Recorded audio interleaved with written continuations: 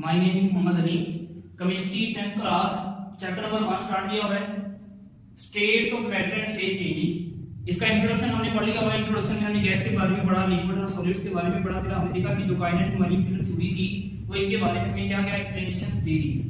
उसके बाद नेक्स्ट हमारा टॉपिक है इंटरनल एनर्जी का।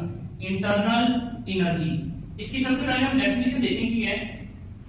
कहते हैं जो इंटरनल एनर्जी है of a substance is the total energy, यानी ये इंटरनल यानी अंदरूनी, ये वो वाली एनर्जी है जो किसी भी गैस के मॉलिक्यूल्स की मोशन या पोजीशन की वजह से जो पैदा होने वाली एनर्जी है उसको हम कहते हैं इंटरनल एनर्जी। यानी ये हमारे पास होगी in total energy. It contain means both potential and kinetic energy, यानी हमारे पास जो पोटेंशियल एनर्जी होगी और हमारे पास जो काइनेटिक एनर्जी होगी, इन दोनों का सम जो है वो हमारे पास क्या कहलाएगा, इंटरनल एनर्जी। बेसिकली यहाँ पे काइनेटिक एनर्जी कौन सी है, मॉलिक्यूल एक जगह से दूसरी जगह पे क्या करें, मूव करें मोशन की वजह से। तो मोशन की वजह से पैदा होने वाली जो एनर्जी है उसको हम क्या कहते हैं, इंटरनल एनर्जी। ठीक है।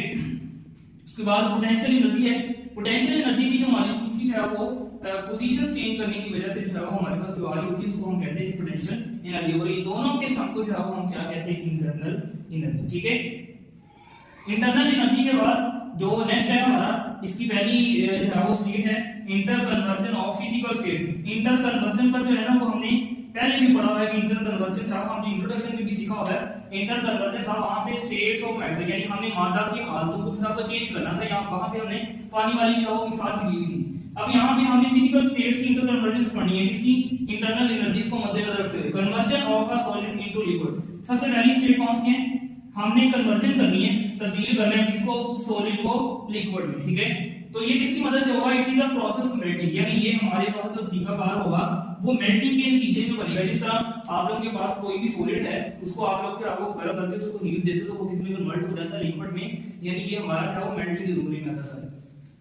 The physical state of a substance, कहता है किसी भी जो है वो शय की जो फिजिकल स्टेट है ना, तभी हालत है, कैन बी चेंज। यानी देखिए ये बोर्ड मार्कर है, हम जो है इसकी फिजिकल स्टेट चेंज करना चाह रहे हैं तो हम क्या करेंगे, इसको अगर मेल्ट करवाएंगे तो इसकी फिजिकल स्टेट क्या हो जाएगी, चेंज। तो कहते हैं किसी भी शय की, यानी कोई भी यहाँ पे लफज है सब्सटेंस का, सब्सटेंस होता है कोई भी शय, कैन बी चेंज, उसको आप तब्दील कर सकते हैं कैसे, बाय सिंपल हीटिंग। इसके लिए बाय सिंपल हीटिंग, यानी आप जस्ट उसको जो है वो हीट करवाएं, मेल्ट करवाएं तो किसी भी शय की जो फिजिकल स्टेट है वो हम क्या कर सकते हैं, चेंज करवा सकते हैं। ठीक है। इसके बाद कहते हैं this process is shown with the following diagram, ये हमने डायग्राम्स की मदद से देखना है।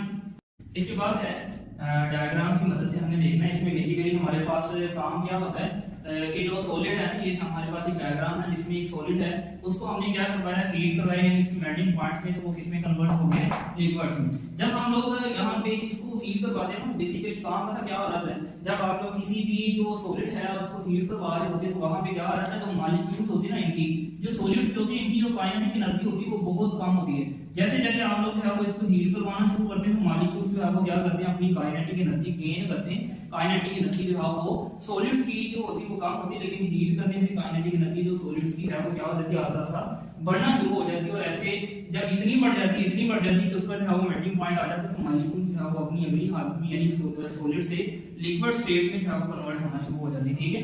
तो यहाँ पे मेल्टिंग पॉइंट की डेफिनेशन भी है, ये बुक में भी लिखी हुई है, आप लोगों ने इसको हेडिंग बना के लिखना है। ये शॉर्ट क्वेश्चन में भी आ सकती है। Heat increase the kinetic energy, यानी हमारे पास हमने पहले भी बात किया कि जो हीट है वो बेसिकली सॉलिड्स की क्या करती है, मॉलिक्यूल्स की काइनेटिक पार्टिकल की काइनेटिक एनर्जी को जो है वो बढ़ा रही होती है of particle and they vibrate. अब यहाँ पे देखिए हमें पता है कि सॉलिड्स के दरमियान तो अपनी स्पेस आएंगे, हमें कहीं नजर नहीं आ रही। तो यहाँ पे बेसिकली क्या है कि जब आप लोगों ने काइनेटिक एनर्जी बढ़ानी है तो वहां पे जो मॉलिक्यूल्स होने या पार्टिकल्स होने उन्हें अपनी ही हाई फ्रीक्वेंसी पे अपनी ही जगह जो है वो वाइब्रेट करना क्या कर देना शुरू कर देना एट पार्टिकुलर टेम्परेचर। पार्टिकुलर यानी वो खास टेम्परेचर, वो मखसूस टेम्परेचर जिस पे कोई भी सॉलिड लिक्विड में चेंज होना शुरू हो जाए, their vibration motion so fast, यानी एक खास टेम्परेचर पे उनकी जो वाइब्रेशन मोशन है, जिस तरह एक मॉलिक्यूल है आप लोग इसको जो है वो हीट करवा रहे हैं तो ये वाइब्रेट करता करता करता करता क्या होगा, इसकी वाइब्रेशन एनर्जी जो है या वाइब्रेशन जो मोशन है इतनी ज्यादा हो जानी है कि वो क्या करेगा, dead overcome the cohesive force. Cohesive forces कौन सी होती है, जिस तरह ये देखें हम पढ़ा कि मॉलिक्यूल्स के दरमियान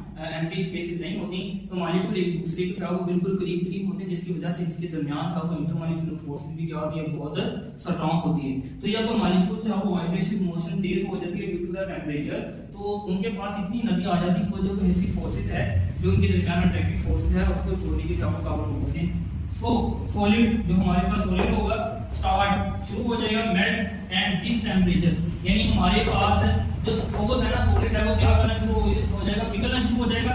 और वो टेम्परेचर जिस टेम्परेचर पे सॉलिड पिघलना शुरू हो गया, मेल्ट होना शुरू हो गया, वो सॉलिड का क्या कहलाएगा, मेल्टिंग पॉइंट। क्या कहलाएगा, मेल्टिंग पॉइंट। इसके बाद कुछ पॉइंट्स हैं ये आप लोगों ने नीचे इसके पॉइंट्स में आगे लिख देने।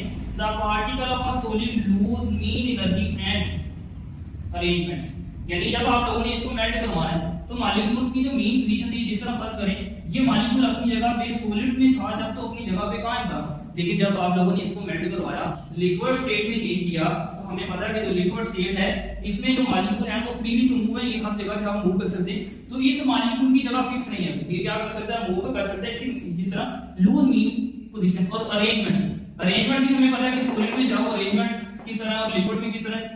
जो सॉलिड में अरेंजमेंट है उसमें मॉलिक्यूल्स मूव नहीं कर सकते, लेकिन जो लिक्विड में अरेंजमेंट है उसमें मॉलिक्यूल्स हमें पता है कि फ्रीली टू मूव होते हैं। इसके बाद कहता है heating the solid below it's melting point, यानी अभी मेल्टिंग पॉइंट नहीं आया, आप लोगों ने वो ठोस को क्या करना शुरू कर दिया, मेल्ट करवाना शुरू कर दिए। इंक्रीज काइनेटिक एनर्जी, वो ऐसा ऐसा उसकी क्या करेगा, काइनेटिक एनर्जी, यानी बातें वही है सारी कि जब आप लोगों के पास सॉलिड है उसको हीट करवाना शुरू कर रहे हैं तो उसकी काइनेटिक एनर्जी क्या हो जाएगी, ऐसा ऐसा गेन होनी शुरू हो जाएगी। और जब उसका मेल्टिंग पॉइंट आ जाने, यानी वो टेम्परेचर आ जाना जिस पे कोई भी ठोस जो है वो लिक्विड में माया में चेंज हो जाता है, तो उस टेम्परेचर को हम नाम देते हैं मेल्टिंग पॉइंट का।